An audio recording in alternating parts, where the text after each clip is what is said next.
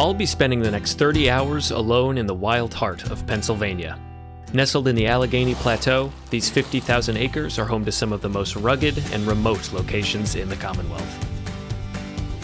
I've done hikes that are more famous and more difficult on paper, but I did not expect that these 20 miles just a few hours from home would be one of my greatest challenges. This will set me back another 30 or 40 minutes. Must have fallen out of my pack. I feel horrible. I am really astounded by how beautiful, utterly breathtaking central Pennsylvania was. All that and more is to come. So grab a coffee, grab some tea, settle in, and join me for an overnight photography adventure exploring the Quehanna wild area.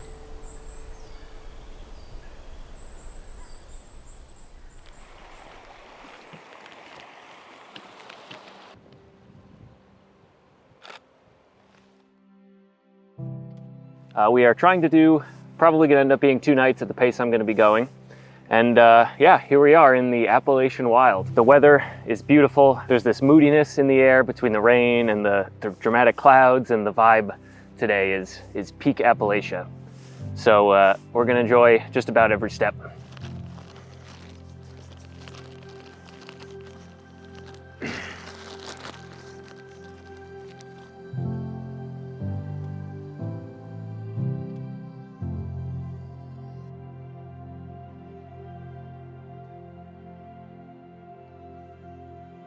I was worried for a week or two about this weather because the rain was perpetual, but it's around a 20 to 50% chance.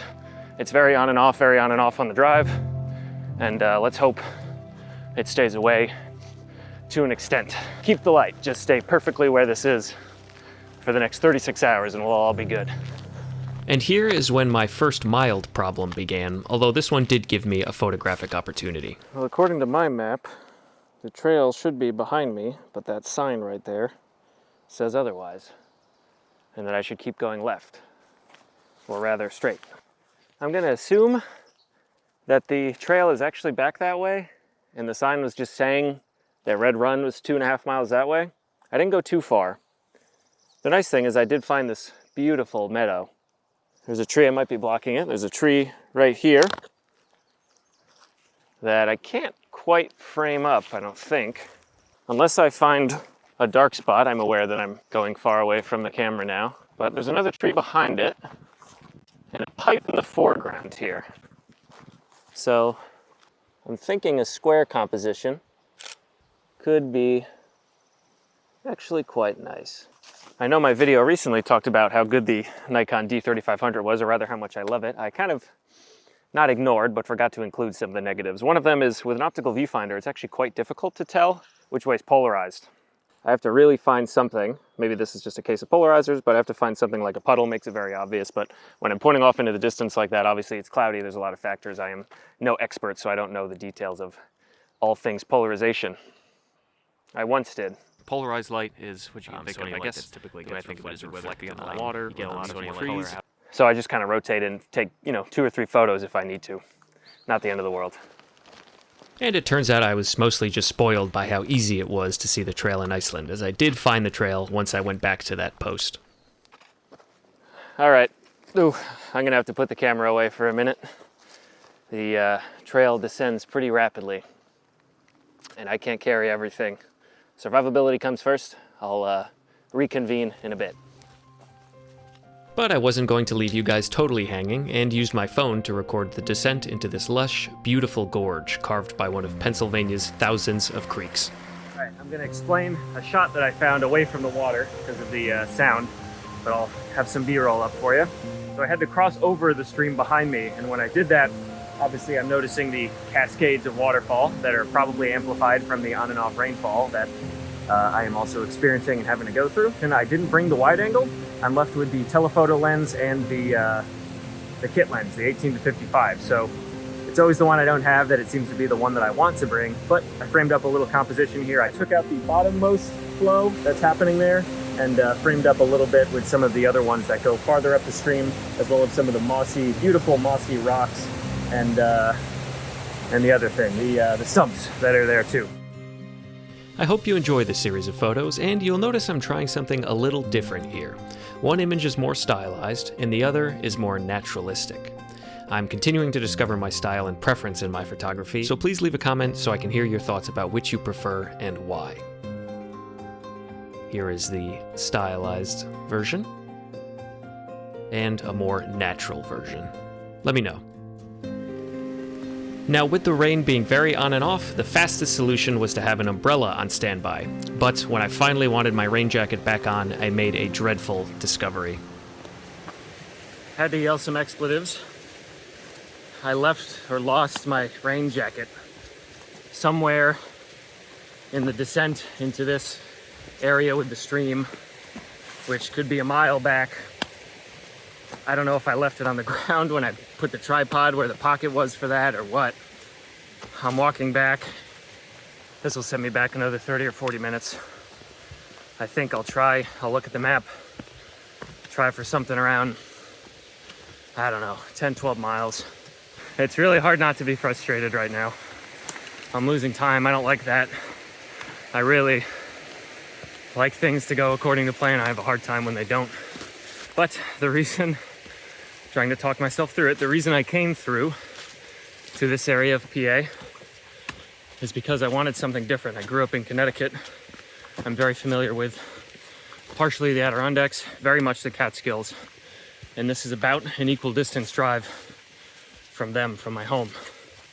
So the reason I did choose this is because I wanted something different. I wanted to be surprised. I wanted to release myself from expectations. And up to this point, it's been doing a good job. And it's okay. Plans can change. It's nearly all the way back at the beginning of the trail. Not the whole thing, but where I missed the trail. Like, burned a lot of calories, made a lot of sweat to pick up my jacket that's now probably lost most of its nick wax just laying here. Now, while I took that photo knowing this would someday become a memorable part of this trip, this did take a massive toll on my mood and motivation. And with the loss of nearly an hour, my already incredibly ambitious route was going to have to be altered. I was moving slower than I expected, and what lay ahead of me was a few miles of relentless elevation changes.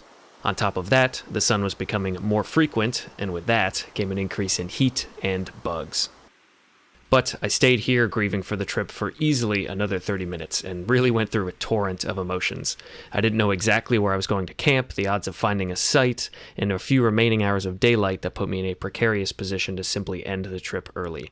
After a small lunch break on one of the roads that cuts through the trail, I had a decision to make. Continue on the Quehanna Trail or follow the road back to the car, defeated.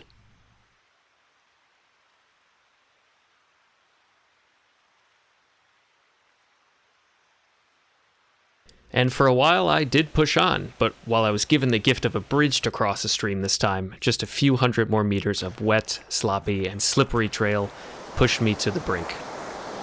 And I turned around to continue back to my car.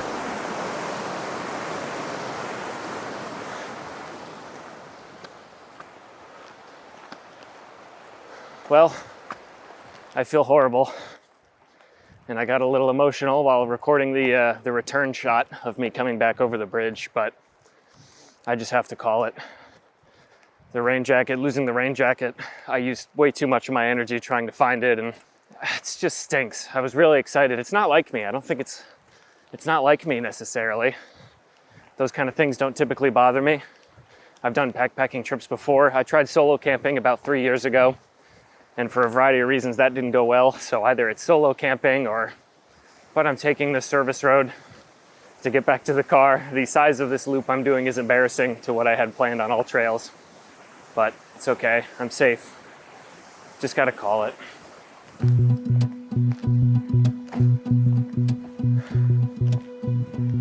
But it does not mean that the photography has to end. I saw this route when I was trying to make the actual backpacking route.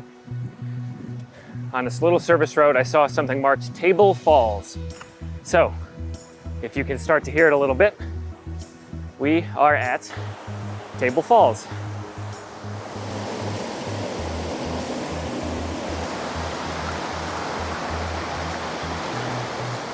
And when one door closes, another opens, and I really did feel rejuvenated by being able to now focus on some photography at that location without rushing or having to push forward to log the miles. My mood increased substantially, and dare I say it, I was back in the mood for some camping.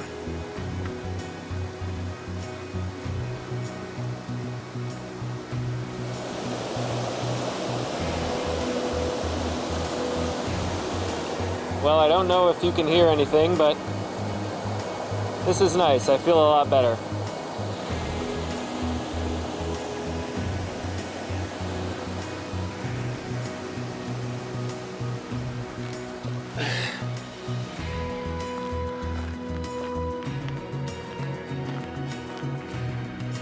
I am walking what is along quite literally a highway. I'm going to check out one more trail called Red Run Trail and see if there's any opportunity to camp along there. I think I'd still like to camp. It sounds really nice. If I can set down, it's about 5:30 now, if I can set down and relax for a little while, wander a bit with the camera without all this gear, I think that'd be nice. Part of me is obviously just because I don't want to call it quits, but settling down, hanging out. Brought my journal. I'd like to do some writing on top of everything. So coming to settle for a few hours would also sound really nice. Basically, my thinking is, if I walk into the woods another time, and then with about 2 minutes decide I hate it again, then I'll have my answer and I'll head back that way on the road.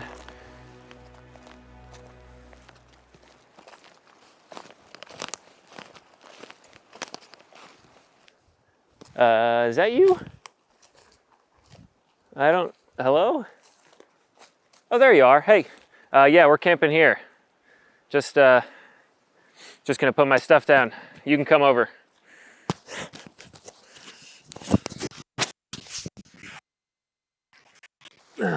Oh, good, you made it. Yeah, so we're going to have to get some water back up at Red Run. It's weird, this is considered the Red Run Trail, but Red Run's that way, you know, another 400 meters or so, or more, I guess, 800 meters, but it's pretty accessible. I'm glad we found a spot. That took a lot of anxiety off. It's coming up on 6 p.m. I'll set up camp first. Hopefully it takes less than an hour to grab water, and we'll be good.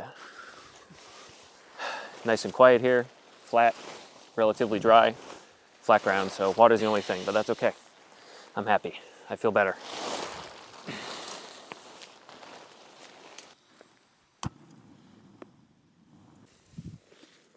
Ooh, she's going. Tonight's menu is my favorite brand, Peak Refuel. Tonight, the biscuits and sausage gravy. The reason for that is because it has the most calories tonight.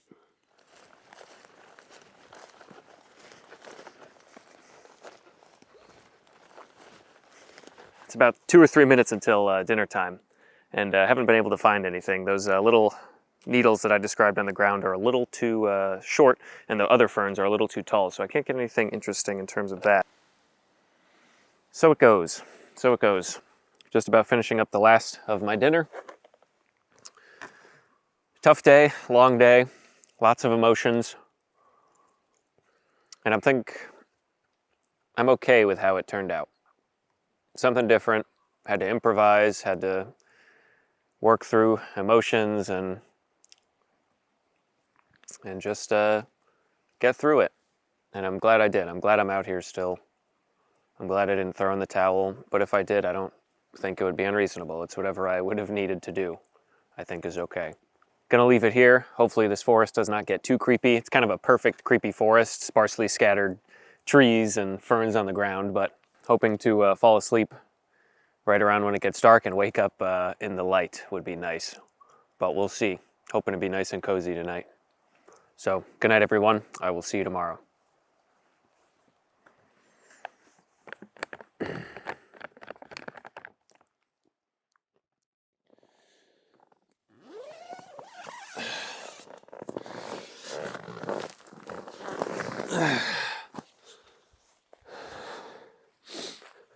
Well, good morning everybody.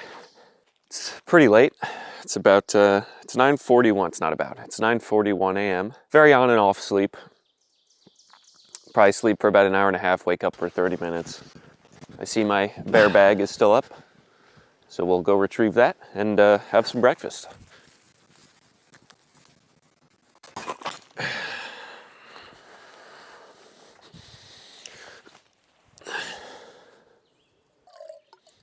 Oh, geez. If it was raining, I was dreading waking up to rain hitting the tent. Beautiful, beautiful morning, actually.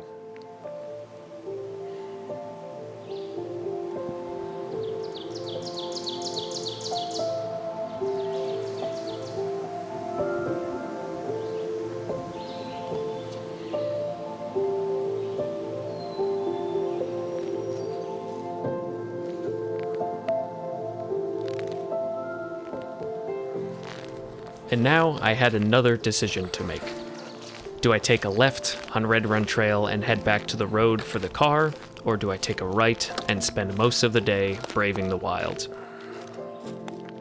And it actually wasn't that hard of a decision.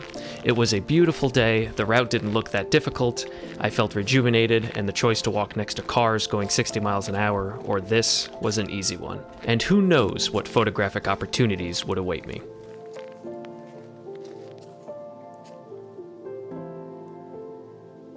So I'm always looking for, particularly in these meadows, I'm always looking for open areas like this, tons of meadows, which is really cool, and then unique shapes, patterns that are off in the distance.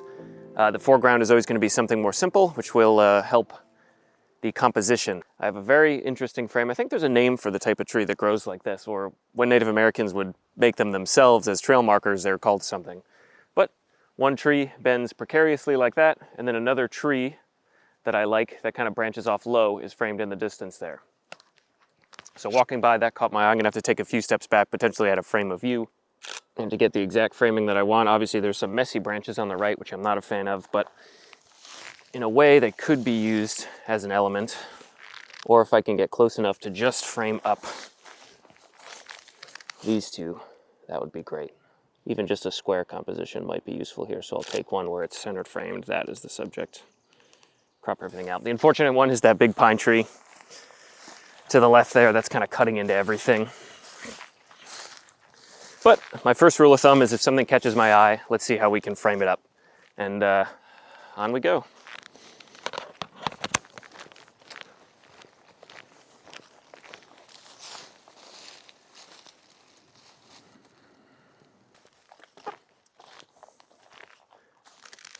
I hope me wanting to take an image of this kind of speaks for itself here.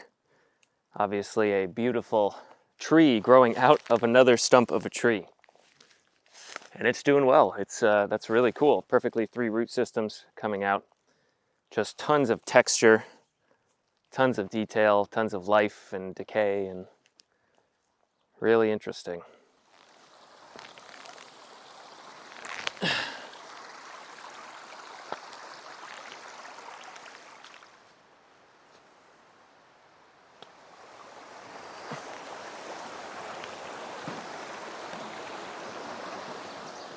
All right, so I think I am about photographied out for the morning, and it's probably about the afternoon now actually, but I'm just about done for now. I have another 3.25 miles on the, according to the GPS, which I think is gonna be a little short. It's gonna be longer than that actually. So gonna tuck it away, gonna enjoy the rest of the scenery around me without thinking too hard. And I'll see you guys back there. But putting the video camera away was a mistake because the miles of forest opened up to a beautiful expanse of meadow and gave me some of my favorite memories and images of the trip. This is beautiful.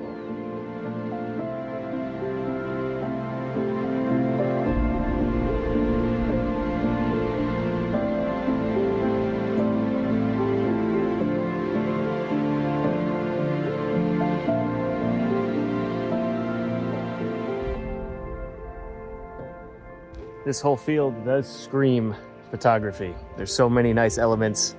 This meadow is just beautiful, the rolling hills. So I framed up one composition here with these dead branches up to this little copse of trees. With the bouncing bits that lead up to that copse of trees. Out of everything I've taken in this field, I'm pretty happy with that.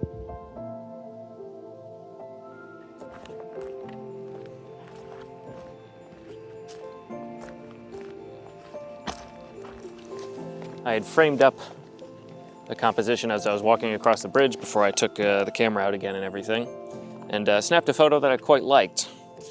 But the wind is causing the waves to ripple quite a bit. And if I can smooth out the water with a neutral density filter, an ND filter, to smooth out the reflection of this tree, which is my main subject, back into the meadows and from this pond that I'm assuming, was actually made by beavers. It looked kind of like a beaver dam up ahead. But I'm going to cut down the exposure about as much as I can here to frame up something that I hope will cause the reflections to smooth out, even out the textures. I admittedly spent far too long on this image. I had a vision of the photograph in my head and I was stuck on trying to achieve it. I am happy with it, but it's not as striking as I would have hoped. Because I both packed it and to get myself to think a little bit differently for the rest of this hike, I'm going to pop the 70 to 300 millimeter on. So I did some tests, and as far as I can tell, I just looked at the back of the screen, but it turns to about unusable by about 135, at least for the amount of sharpness that I want to have. And of course, there's no vibration reduction or optical stabilization in this, which is a bummer. So I can really only do so much. I'll bring it to about 400 ISO and walk around with this. But I will put the kit lens away. But this hike does give me some thoughts about replacing this kit lens with one of the other DX options that are out there. I really should not have been so lazy in the meadow. I didn't want to take the backpack off and get you guys out. I'm sorry, I apologize for that, but I also didn't want to get the telephoto lens out, but now I wish I did. Lesson learned. I'm learning a lot of lessons on this trip, and I'm grateful for that.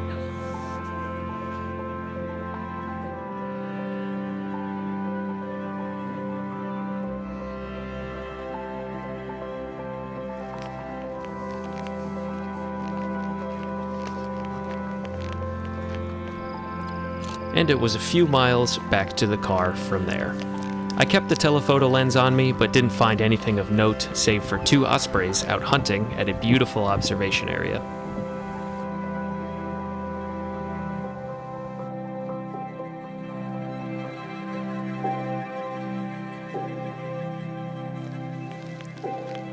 But with that, I was done, I was safe, and I was exhausted.